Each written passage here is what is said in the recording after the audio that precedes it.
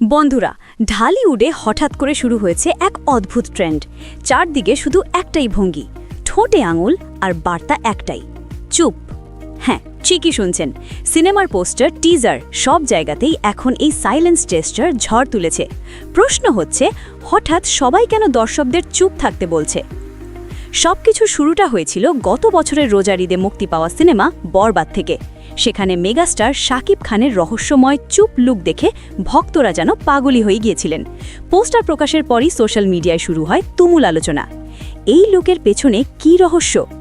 এরপরই যেন ঢালিউডে শুরু হয়ে যায় চুপ ট্রেন্ডের দৌড়। ঢালিউড কুইন অপু বিশ্বাসও হাজির হলেন একই ভঙ্গিতে।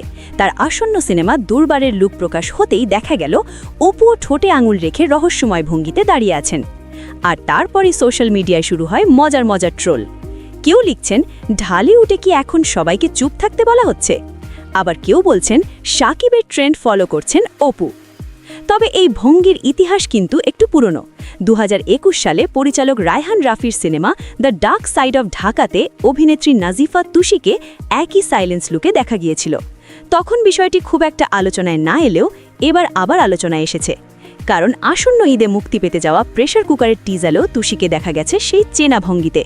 ফলে ভক্তদের মধ্যে শুরু হয়ে গেছে নতুন বিতর্ক, তুষির কোন লুকটা বেশি স্টাইলিশ। কিন্তু গল্প এখানেই শেষ নয়। এই ট্রেন্ডে নতুন করে আগুন জ্বালিয়েছেন জনপ্রিয় অভিনেত্রী মেহজাবিন চৌধুরী। আসন্ন ঈদে ওটিটি প্ল্যাটফর্ম চরকিতে মুক্তি পেতে যাচ্ছে শিহাব শাহীন পরিচালিত অরিজিনাল সিরিজ ক্যাকটাস। আর টিজার প্রকাশের পর মেহজাবিনের অ্যাকশন অবতার আর সেই সাইলেন্স লুক দেখে দর্শকেরা একেবারে অবাক। এখন সোশ্যাল মিডিয়ায় চলছে নতুন খেলা।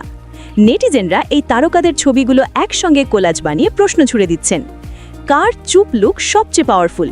তবে আপাতত দর্শকদের প্রশংসার দৌড়ে সবচেয়ে এগিয়ে আছেন মেহজাবিন চৌধুরী।